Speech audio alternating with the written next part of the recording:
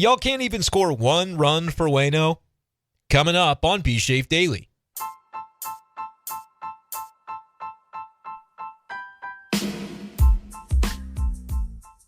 What's going on, everybody, and welcome in to this edition of B Shafe Daily. Brenden Schaeffer here with you in the morning hours of Tuesday, August 29th, 2023. Today we're talking about a Cardinals loss, but more importantly, another loss for Adam Wainwright in particular, who pitched really well on Monday night at Busch Stadium, the best that we've seen him all year, allowing just one run in 6 quality innings against the San Diego Padres. But over those same 6 innings, how many runs did the Cardinal offense provide for Waino in terms of support? A 0. They did not score against Blake Snell in 7 shutout innings for the Padres lefty, as Wainwright becomes the hard luck loser, dropping his 10th decision of the season to fall to 3-10. He has now racked up 9 straight losses since his last win, and in his last 6 starts, Wainwright has been the loser in each, racking up decisions in each of those 6 games, going 0-6 over that stretch. It has been really tough for Cardinals fans to watch this happen to Adam Wainwright, and largely this year it has been his own doing. His own inability to get outs, to miss enough bats, to hit enough locations, to be precise enough, to be enough with the stuff that he has at this point in his career. But that was not the case on Monday, and that's what makes Monday sting, I think, even a little bit more. Knowing that Adam Wainwright is still 2 wins away from the coveted milestone of 200 for his major league career, knowing that this is the final year of Wainwright's career in the big leagues, needs those 2 wins, and Monday night he pitched well enough to get one of them and didn't get it because the Cardinal offense, despite what Ollie Marmol insists is competitive at bats and grinding and doing everything that they can to win ball games despite where they exist in the standings, the Cardinals didn't come up with any support for Wainwright on Monday. It's that age-old conversation that we talked about in the last B Shafe Daily, and I'm going to continue to bring it up for as long as this Cardinals offense struggles. There are a lot of reasons. There are a lot of explanations. You could even call some of it excuse-making. But explanations for why the Cardinal offense might be struggling down the stretch with where it is, and a lot of it I think is valid. First of all, they faced some pretty good pitchers consecutively. Blake Snell was Monday. Over the weekend, it was Aaron Nola and Zach Wheeler. That's a pretty tough murderer's row to go up against 3 days in a row. And the Cardinals over the last 4 games have only scored a combined 4 runs. As a result, yes, you also have injuries that you're dealing with. I think Brendan Donovan and Lars Nootbaar, the importance of those 2 players to the Cardinals lineup, with those guys serving as table setters that can get to right-handed pitching and kind of keep the line moving, very invaluable, and we're seeing that over the course of this stretch. And I know you also have guys that you're kind of relying upon because you want to see what they can do for the future. Guys like Mason Wynn. We're seeing more of Luken Baker. We're seeing a good dose of Alec Burleson, who hasn't done a lot with his playing time recently. We're seeing guys that are less proven at the major league level. The Cardinals are putting them out there and saying, hey, what can these guys show us as we look to formulate our team for 2024? And right now, the answer to that question has been not very much. But you've also seen lackluster play from a lot of the mainstays that do remain in the lineup, and that results in an offense that has scored just 26 runs over the past 12 games. And again, we named some of the reasons. There are other reasons. Sometimes you just slump. That was sort of the explanation that Ollie Marmol gave on Monday night, that there are guys who maybe aren't feeling great at the plate right now. He said some are, some aren't. You always feel like we don't get the full explanation of what's going on behind the scenes because there are things that Ollie Marmol can say that even if they were true, I think would get twisted by the fan base and people would say, hey, that's evidence of Ollie Marmol's incompetence. There are people out there that you won't be able to please right now because the Cardinals are 20 games below 500, and fans don't hear what I'm not saying. I'm not saying you shouldn't be upset. You should be. This is a disaster season by any measure, the worst in my lifetime following the Cardinals, and probably the same for many of you out there. It's bad. There's no sugarcoating it. But at the same time, I've talked a lot about how you can't necessarily stay in that mode of I want blood, I have angst, I am angry every single day watching this team because they're not that way anymore. There was a time this year where you could feel the thickness of the angst in the clubhouse. It doesn't feel that same way because they know that the losses have mounted to the extent that there's nothing they can do about it anymore. They can win games moving forward, and they're going to try to do that. And I don't question that they're giving effort in the process, but there's something different to the human nature of it all when you know that you're not playing for a potential playoff bid this year. Like, that's a fact at this point for the Cardinals, and they can be giving their 100% effort every moment of every game. I won't dispute that. I'm sure they are. But at the same time, there's a different layer to it when you're playing for something, right? And again, we've talked about how Arenado has mentioned, there's a lot of things you can play for in this game. It's not just like you're mailing it in. And I get that part of it, but it's something different to be playing for meaningful September baseball that can hopefully turn into meaningful October baseball. The Cardinals will not play one meaningful September baseball game this year. And that hasn't been true in a long, long time. In my lifetime, I don't think it's been the case. Maybe in the mid-90s as I was a little one, and the Cardinals were still kind of in that lull of the 90s where they didn't do a whole lot. But I'm talking for an entire month of September. There's not going to be one meaningful game played. There's meaning to some of the individual accolades that are still on the table. Adam Wainwright's still searching for number 200. He's got to get number 199 first. Last night was a great opportunity for him to do that. He pitched pretty well. Yeah, he gave up 8 hits, but that's going to be the version of Adam Wainwright pitching well that we see moving forward. He's going to give up some hits. He's going to try to scatter them. He's going to leave them on base. He's going to get a little bit of BABIP luck to go his direction.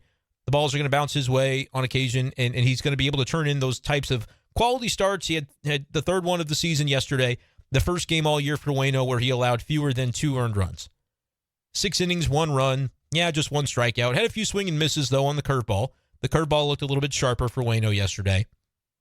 But, man, given the way the season has gone for him, if you're the Cardinals and you recognize what it would mean to Adam Wainwright to get 200 wins, again, I don't want to be the guy questioning the effort, because it's one thing for me to sit here at my computer with a microphone in front of my face and talk about what these guys are doing for their livelihoods and their careers. I want to be respectful of that. At the same time, though, we're analyzing what's going on with this team, and it's just been putrid. Don't claim to be an elite offensive team and have this level of a slump going on to where, listen, the full season numbers, those tell the story. I remember back to Paul Goldschmidt talking about earlier in the season when this all kind of started to build for the Cardinals and it seemed like the year wasn't going the way that they had hoped it would. He said, look, we can say we're getting baseballed right now and we're having some luck that doesn't go our way, but at the end of 162, at the end of a full 6-month season, there won't be room for any of that. We'll be what the record says that we are. And right now, you can say, well, recently this little 12-game slump the Cardinals are in from an offensive perspective, where I think only a couple of games of the 12 have they scored even more than like 2 or 3 runs. It's been really, really bleak. You could say that's just a microcosm. That's just a snapshot of the season. It's not the entire thing. But the numbers for the entire thing show what team you are. After 162 games, man, that's a sample size. That is plenty to be able to dictate what type of team you were. And there are teams that have good players that have bad years. I think you're seeing some examples of that across baseball this year. The Cardinals are only one such example. The Mets have a lot of talent. They haven't figured out how to be a team. The Padres have a ton of talent. Adam Wainwright last night talking about the Padres lineup that he was able to hold to 1 run over 6 innings. And by the way, the guy that got him was Matt Carpenter. He won't be on the Padres next year. But the Padres next year, Adam Wainwright says, could win 100 games. He says that's a really talented team, which, okay. Given his credit to the opponent, that's a nice thing to say. I think it is true, though, that they're playing below their talent level. Padres have Machado and Juan Soto and good pitchers like Blake Snell. It hasn't clicked for them for whatever reason this year. But for the Cardinals, man, it's been the same story. But how much of that is real and how much of that is just going to be chalked up to, well, we got baseball. Like, over a full season, you got baseballed? No, like, there's something underlying going on that, whether it's the coaching, a lot of Cardinals fans want to say it's the coaching. I have a hard time with that one, especially when you consider that the 2 most prominent coaches, not talking about the manager, but the coaching staff, hitting coach, pitching coach, are both in the first year of their role as the head hitting coach, head pitching coach, Turner Ward and Dusty Blake. That has coincided with an all-time brutal season for the Cardinals. And not just pitching, offensively as well. This is a team that does not take advantage of their opportunities, does not take advantage of even the numbers that they produce, you could argue. Cardinals rank 9th in MLB in OPS. Pretty good measure of how you do as an offensive unit. On-base percentage plus slugging percentage, OPS. 753 OPS. That ranks 9th in baseball. It's solid. You take that. Runs scored, they're 17th in MLB. It's in the bottom half. It's a measure of what you are. They don't find clutch ways to produce runs. And you might be able to chalk up a lot of it. We've already talked about this recently, but it bears mentioning again after Monday because the Cardinals had a bases-loaded situation with one out in the fourth inning, consecutive strikeouts to end the threat by Andrew Kisner and Jordan Walker. The runners in scoring position woes are one thing, but it's been even more pronounced this season for the Cardinals with the bases loaded. Get a load of this. I mean, it is as bleak as it gets for the Cardinals, who rank 30th out of 30 MLB teams in batting average with the bases loaded. And you might say, well, batting average is not the end-all be-all. No, it's not. But with the bases loaded, it is kind of an important measure because it takes a hit to get a run home. A walk can get a run home, so on-base percentage is worth noting as well, I suppose. If you had a walk or a hit by pitch with the bases loaded. Cardinals rank dead last in on-base percentage with the bases loaded. 212 OBP with the bases loaded. Miami, second to worst at 236. In the batting average category, the Minnesota Twins are second to worst at 192. Cardinals again at 176. So you have to get a guy on base, have him hit, have him walk, have him do something to score a minimum of one run. It is a necessity. The Cardinals only 6th from the bottom when it comes to slugging percentage, so then when they do get the rare hit, they might hit a double or something better. But usually it is abject failure. The Cardinals are the worst team in baseball with the bases loaded. Why is that? Everybody's going to be searching for answers because when you have a statistic like that for a team that, generally solid enough offense, you can't call them elite anymore, not the way that they're performing. These games count. I know that we've all sort of mentally checked out, and that is, I think, what had to be done for everybody's mental well-being. Again, you cannot go through this entire month of August, be watching this team day after day, and invest in that emotionally because it will not be good for you because they're going to continue to let you down. In part because of the way that they're designed, because they traded away 40% of their starting rotation at the deadline, and it was the good 40%, unfortunately, which is why you have prospects now in the organization that you can hope will help you over the next couple of years. Tekoa Roby, Double-A prospect from the Texas Rangers organization, had missed a lot of time this year with a shoulder injury, but recently pitched in his debut for Springfield, 6 strikeouts over 3 innings. There's some swing and miss. Drew Rom, we saw him kind of get lit up in his first big league start, but the last one was pretty good over the weekend. I think 5 2/3, couple of runs, solid. Not quite a quality start, but good. Has some swing and miss ability in his game. Thomas Saggese, we've done a podcast about him just going absolutely bananas at the Double-A level. He's going to be in Triple-A before long, and if not, knocking on the door by spring training next year to say, hey, I want to make this team in St. Louis. I think that's a possibility for him. You got a lot of solid pieces at the deadline. It had to be done, trading away the guys that they traded away. But what does it leave behind is a roster that just is not going to be able to project to compete from a pitching standpoint. But that's what's so frustrating about Monday. Adam Wainwright's still here. He's been, statistically, their worst starting pitcher this year. But he gave you a good one on Monday. And for a team that has not really a lot to play for in terms of the standings, you're playing for pride, but you can also play for your teammate to get him a milestone. Adam Wainwright looking for win number 200. He needs 2 more and didn't get it on Monday despite pitching pretty well. Thought it was interesting after the game, Adam Wainwright talking about, he was actually asked by Ethan Hannaford, who is the booth assistant for Camo X, asked, hey, why were you wearing the long pants look today? No high socks. He said, well, I was recently watching some video from 2014 and thought I looked pretty studly in the long pants, no high socks, Waino said. So he said he'd figure he'd try it. He shaved his beard like he's doing anything to try and get the superstitions on his side. He said, I'm not overly superstitious, but I'm a little stitious. No, he didn't say that. But he said, we got to try to get this train rolling in the right direction, so I'm willing to try anything. And pitched pretty well as a result. But it was interesting to hear why he was looking into the 2014 video. He said that was the year of his career that he felt like he was most in command mentally of everything that was going on in the game and on the mound. He felt like he was 3 steps ahead of every hitter that he was facing back in 2014. And I think, I got a comment on Twitter that was like this, and I said, honestly, you guys, I kind of lumped him in with the Twitter clan that just always has something negative to say, which, again, I get it. Cardinals fans, I'm not trying to talk down on you too much. There's some out there that just want to look at all the negatives, and it's negative. It sucks. This year sucks. But at the same time, I'm sitting here getting these same messages day after day, and eventually I'm just like, look, dude, find something else to talk about if it's not bringing you joy to talk about this team. I get it, but enough. And even after a good moment, Adam Wainwright, 6 innings, 1 run, the comment was something like, I mentioned this little anecdote from 2014 where he said, I was watching video from that year specifically because I was trying to get back into and remember and recall the mindset that I had and how I was able to, mentally be so effective and be so locked in. And people say, well, why didn't you do that the whole year this year? You'd be much better. Well, yeah, no duh. But I think people just don't always appreciate. They can sit from their couch and watch it.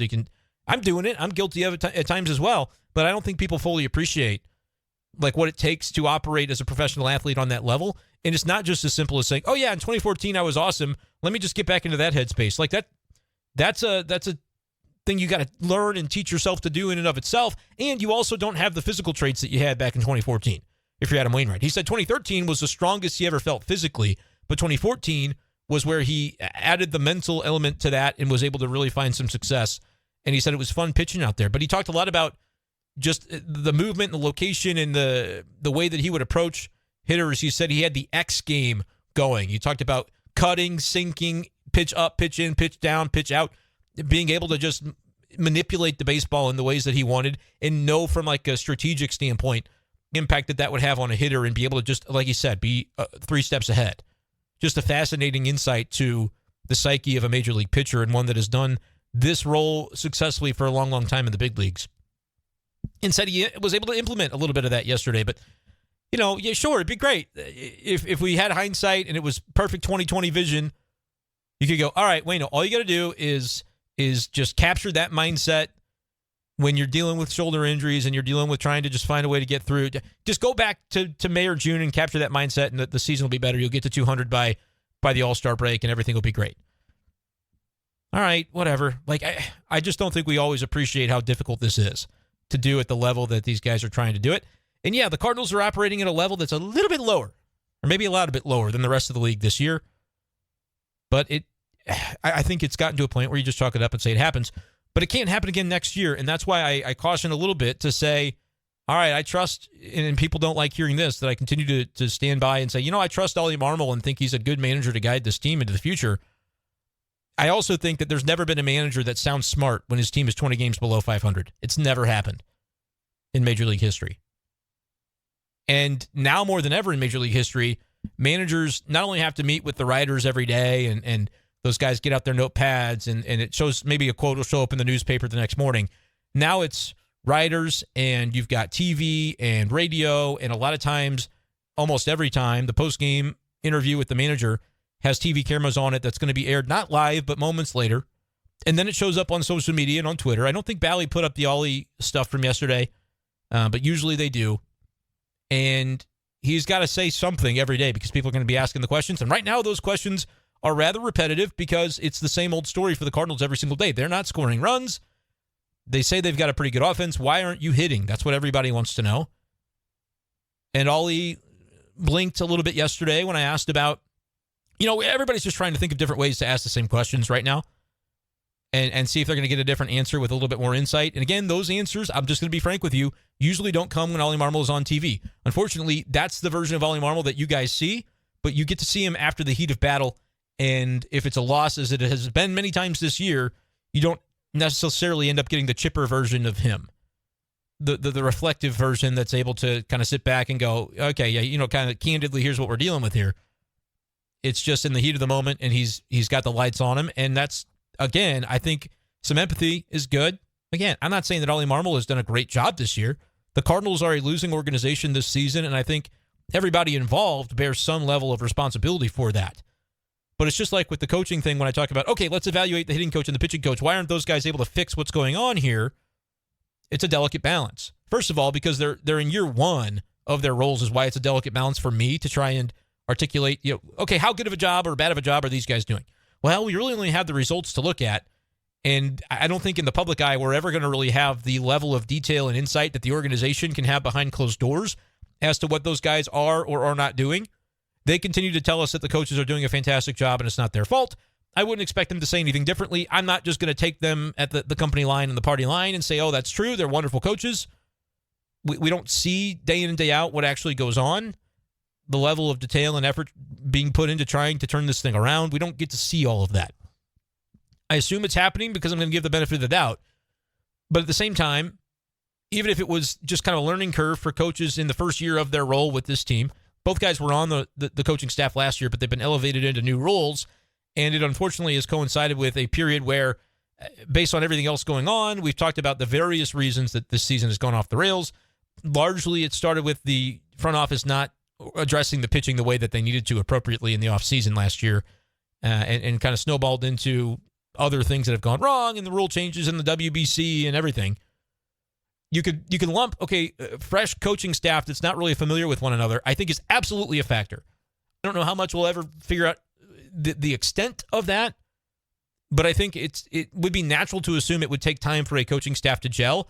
And you got to realize that Dusty Blake in a new role, Turner Ward in a new role, Matt Holliday going to be the bench coach taking over for Skip Schumacher, who did a fantastic job. I think his departure, people talk about it, but I also think people don't fully realize how instrumental he was as Ollie Marmol's right-hand man.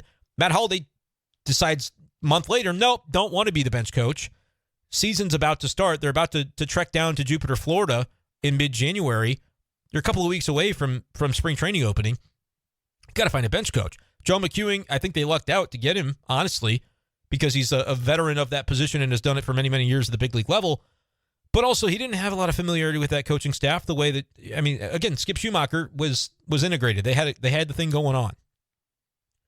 Jeff Albert leaving as the hitting coach, Mike Maddox leaving as the pitching coach.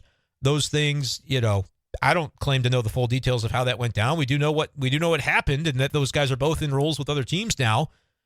The conspiracy theorists will want to latch onto that and say, oh, there's something there. There's a smoking. I don't know what it is. If there is something, I don't know what it is. But I'm not going to dispute the idea that there could be something more to the stories than what we heard. It is a little bit fishy to see Mike Maddox say, I want to step back into a lower level role where I'm not as hands-on, don't have to do as much travel, and then a few weeks later, he's the Rangers pitching coach. Like, okay, clearly that was, clearly some wires got crossed with the story that we all were told, which is fine. Those things happen in business, but it's just another example of, okay, this coaching staff, if you feel like they're the problems, what is it about them that you don't like other than the results? Because I would make the case that results can be bad from a player perspective, that guys just aren't executing, aren't getting the job done, or maybe they're not, as a collective unit, good enough, talented enough. I think there's a lot of talent on this team, but the depth of this roster has certainly fallen off as the years have gone along, as guys have been traded from a pitching perspective, plus injured from a pitching perspective, and then from an offensive perspective, the injuries have certainly mounted more recently. Lars Nootbaar, Brendan Donovan, Dylan Carlson, number of guys that are no longer, or at least currently not on the active roster, and guys that are largely instrumental to what they're trying to do offensively day in and day out. So it can be the players' faults. It can be a coalition of these efforts and it just not syncing up. If this were year 4, year 5 of a pitching hitting coach duo, I would say, all right, there's more of a track record to say, all right, here's how it's looked in previous years. Why is it different? What's happening? We can try and evaluate. Again, we'll never be able to evaluate it effectively the way that they can on the inside because we just don't see it all unless something gets reported that happened that is kind of tough to leak out if it's all happening behind closed doors. But it's just really, like, I just want to sit back and recognize and acknowledge it's a difficult thing to evaluate. The job of a hitting coach, a pitching coach. All we can do is look at the stats for the most part and read what gets written and what gets reported. You might glean something from that, but largely that's going to be stuff that's just not ever going to come to light. Good, bad, or indifferent, right? I guess sometimes if it's good, you'll get more. There was the whole deal about Jordan Hicks moving to the other side of the rubber, and that was something that really clicked in some things for him. Like the good little quips that come from somewhere end up getting talked about, obviously, and the things that are just bad performance, you don't always necessarily know the lengths that are being taken behind closed doors to try and get those things fixed. And if they don't get fixed, nothing really may come to light about it, right? But year 1 for those coaches in those roles, I think it's a difficult thing to evaluate because there isn't that history to fall back on, that track record to be able to compare it to. It's the whole correlation versus causation idea. Like, these events are correlated. We see that new coaches come in. The performance on the field has declined this year. We know those two things are true objectively, but did the one cause the other?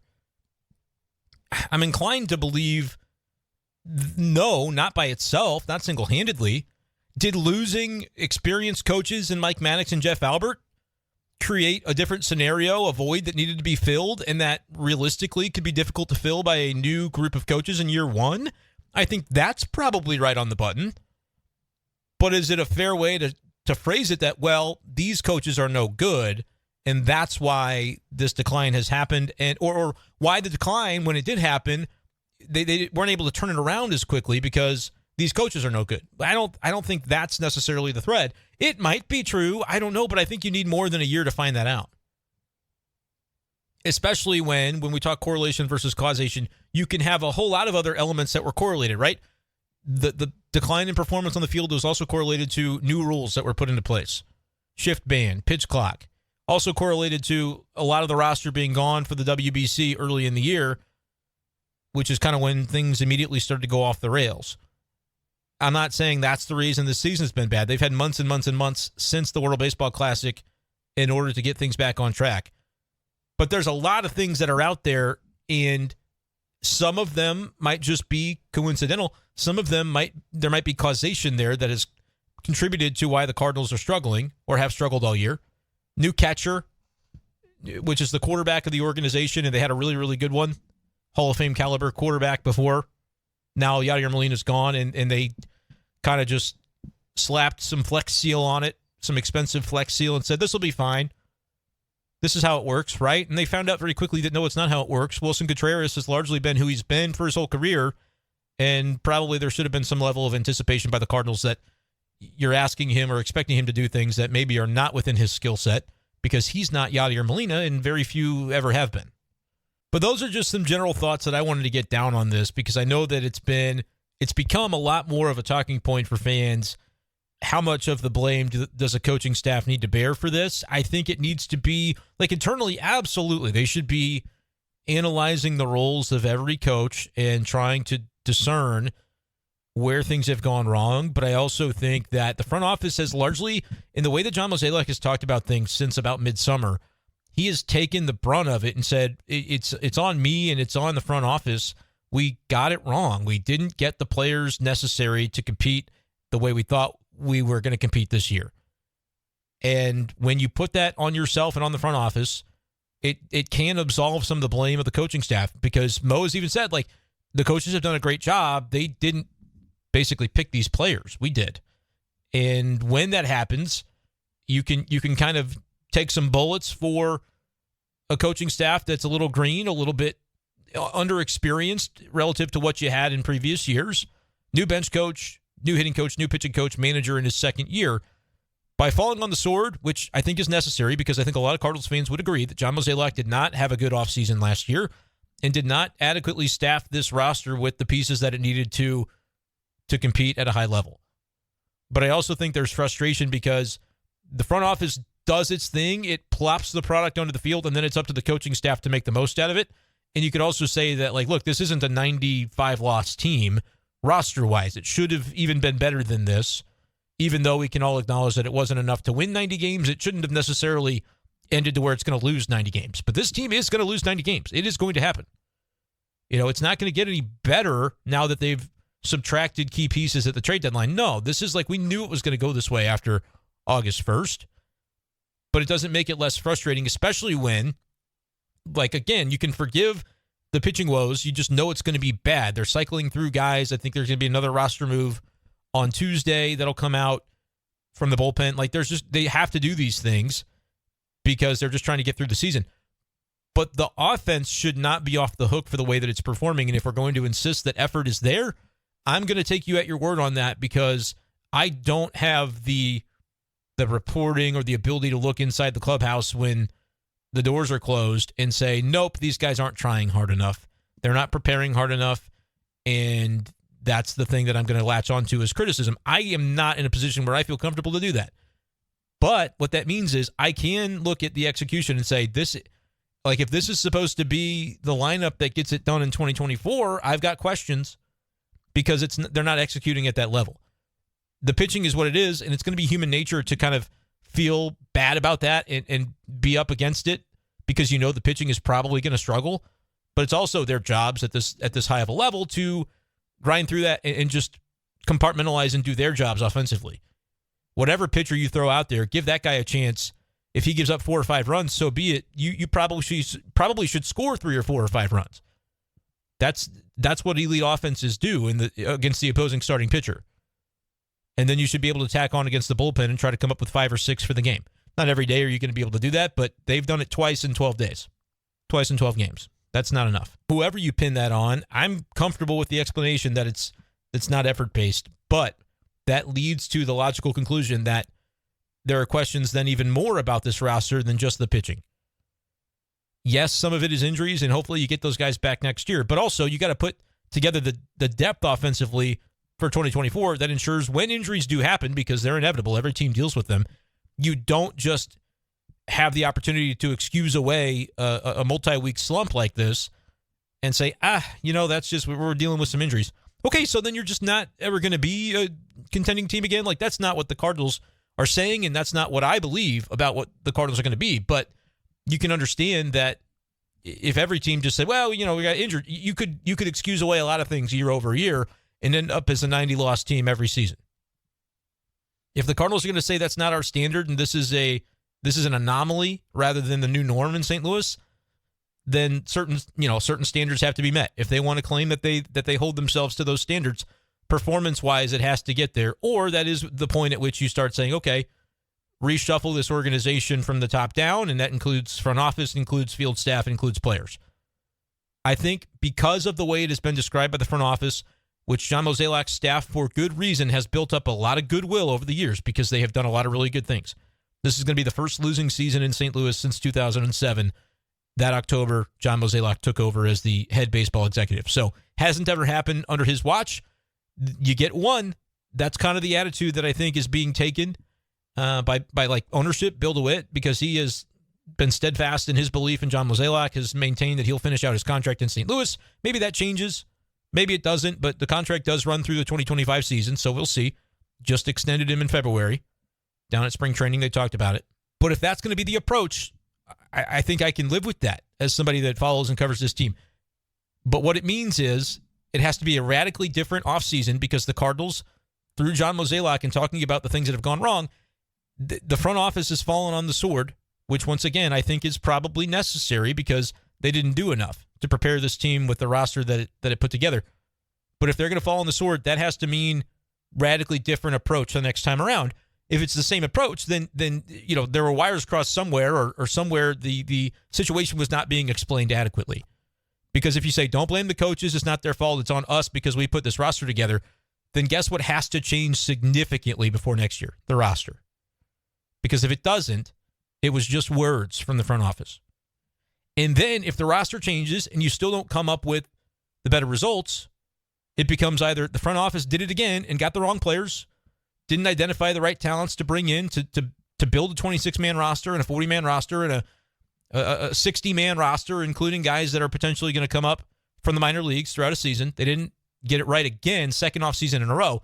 That's the point at which there is either no more recourse for a front office and you have to clean house from up top, or you can look at it and say, well, man, the field staff, the coaching staff that we thought was doing a good job last year, maybe we're wrong and we clean house on that level. But the Cardinals have kind of already done that level a couple times over the last 5-6 years. Mike Matheny's era, Mike Schilt was supposed to be the guy that came in and fixed it. He did largely improve a lot of things that were untidy from the Matheny era. And then the front office said, no, we need to change again, and we believe that this is best. Okay, that's going to be viewed as very arrogant if you don't make sure to keep up the standard that has been set before when Mike Schilt did a nice job. Like, he only won baseball games. Right? Now things have come crumbling down, and Cardinals fans are used to hearing, well, like, why do people say Mike Matheny wasn't a good manager? All he did was win. Yeah, fair enough. Like, that, from what people got to see, if you're just looking at the record, he did a nice job. And then things kind of started to taper off a little bit, but never to this level.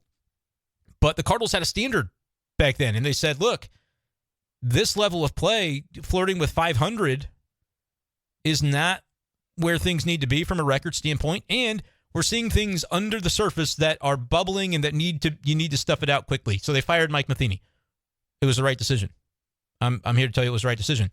I don't think many people would dispute that. Bringing in Mike Schilt was the perfect guy at the perfect time because he fixed a lot of the things that had sort of deteriorated or crumbled away in terms of the way the Cardinals went about things. Was it a right decision to move on from Mike Schultz when they did? I guess time will tell. Again, I think if you look at it through a lens of what was their record when it happened, now what's their record, you're taking too simplistic of a view. There are more things that can go into a team having a season like this than just, the field manager. Ollie Marmol was a great manager last year, right? He looked so smart until the playoffs when people didn't like him because he did things that he absolutely should have done, and I think he did a good job in the playoff series. People don't want to hear that either. People don't want to accept that a fluke happened that ended the Cardinals season. Ryan Helsley, the finger. Granted, Ollie could have been a little quicker, I think, to adapt to that, and that's part of why things really went off the rails in that playoff game. But at the same time, hours and hours have been spent talking through that, and as I look back on it, I still think very difficult and complex situation to have been put into, and it's just not fun to revisit anymore. But hey, if you think Ollie's a dummy for that and you'll never change your mind, I'm not going to convince you, so I can move on. But this season, it's been bad, and Ollie a lot of times sounds, contradictory, or there are things that he says that you can pick apart because team's not performing. And you can only say the same thing over and over again before you change some things that you say, and you try to continue to have the backs of your players and say they're competing, and I'm sure they are. But again, execution is not at a very high level right now. So there are things that you can pick apart as a fan base, and no manager has ever sounded smart when he's 20 games below 500. But for me, from the moment that they said, you know what, Mike Schultz, we need to move on from this, and we're gonna install Ollie Marmol, which I think was a good decision. If they were going to get rid of Schultz, I think Ollie was a great hire. And I think Ollie has the chops to be the manager of this team for a long, long time, but he's got to have the pieces in place in order to do that. But there will eventually come a referendum, I think after 2024 or in the middle of 2024. If it's like this again, there will definitively be a referendum on either John Mozeliak or Ollie Marmol. I am of the belief that it should and will be John Mozeliak because, again, your third try hiring a manager over the last handful plus years. You're the one that makes the roster. A baseball executive nearing the end of his term with this team because after 2025, we don't expect him to have a new contract. Maybe a new system is installed and it's a completely new front office setup, and those people may want to hire a new field manager. But I don't believe, I think Ollie Marmol would be the fall guy if they were to do something on that level. And I'm here to tell you that they will not. Ollie Marmol will not be fired before 2024. It's just not going to happen. I would be baffled. It was surprising when the Schultz thing took place, but if you were going to fire Ollie Marmol before the 2024 season, you would have done it already. It's not going to be like they watch him slum through the last couple of months of this season with half a roster and go, oh man, they lost 96 games instead of 88. This guy's got to go. They're not being evaluated on wins and losses, the coaching staff right now. You may not like that, but it's reality and it's what's fair because a roster that was already depleted was further tarnished by the trade deadline, which was a necessary evil in and of itself. But at the same time, it's not like you can look at this and go, oh, they're losing too many games now, I'm mad. No, this is by design. This is the pseudo tank. This is the quiet quitting. Not because they're not trying, but the front office set up the roster in a way that it was like a quiet quit because they don't have the pieces to win. But they do have the pieces offensively to do more than they've done. If you're going to say the effort's being given, the results should begin to follow at some point. And you can just say, it's baseball, it's happening. Baseball is a tough game, and it is. But it's tough for everybody, and other teams find ways to score more than 26 runs in 12 games. So I'm not saying you can't forgive a stretch like this now and again, but at a certain point, the season ends, and as a result of too many of those stretches piling up, you're a team that finished 17th in runs scored instead of this top 10, top 8, top 6, top 5 offense that you claimed to be throughout the year. You are what your numbers say you are at the end of 6 months. So that's kind of where I am on the entire thing. Whether you're going to go coaching is to blame, you want to say it's a variety of things, and we're going to spend all offseason kind of talking about it and seeing how they go about fixing it. But let me know what you think in the YouTube comment section below. I've ranted for long enough. Make sure you guys are subscribing to the Be Safe Daily podcast on Apple Podcasts and Spotify. Hit subscribe on YouTube as well if you're enjoying this content, enjoying these daily Cardinals conversations.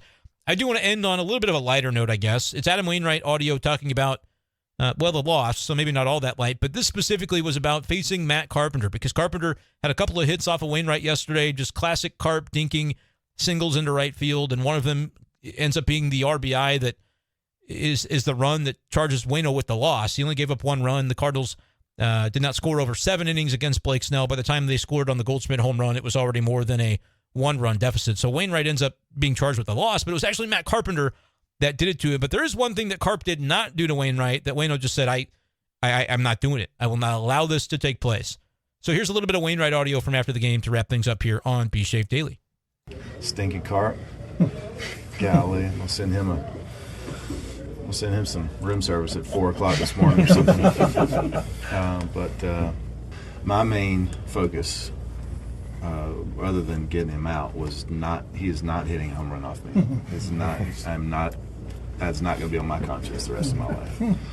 So there was a couple of times where, the right pitch might have been the ride back sinker on the inside half, but I knew he knew me. I thought, if he's cheating at anything, it'll be that, just to throw one over the fence and have that on me for the rest of my life. And I'm not going to do it. Not going to do it. So kind of funny there from Cardinals pitcher Adam Wainwright after last night's 4-1 loss to the Padres, getting the perspective on the matchup with Matt Carpenter. It was nice to see Carpenter get a good ovation from the Cardinals fans that were in attendance. Not a lot of attendance at Busch Stadium on a Monday in late August with the way things are going right now. But nevertheless, the fans that were there did applaud Carpenter before his first AB. Good to see him, still sticking around. I know he's struggled this year with San Diego, but you know what? He got paid, so he's doing all right. Like, he got paid by the Cardinals, had that really good run with the Yankees, and then parlayed that into a juicy little contract with San Diego. So it's all working out for everybody as far as that is concerned. That's going to do it, though, for this edition of the program. Appreciate you guys, as always, for listening. Hit that subscribe button. I'll ask you once again if you enjoy the content. If you like fantasy football content, too, check out my other YouTube channel, youtube.com/@BSchaefferFFB, talking fantasy football as we wrap up baseball season. And I will continue to do stuff on this channel, obviously. Talking Cardinals in the offseason is going to be way more fun than talking about them now. But if you want to help me out, I need to get that thing to 1,000 subscribers so I can make a little bit of money from that one as well. And you guys have been great supporters of me. So if you like football, check that out, youtube.com/@BSchaefferFFB. That's going to do for now. Appreciate you guys as always, and we'll talk to you next time on Be Shafe Daily. Peace.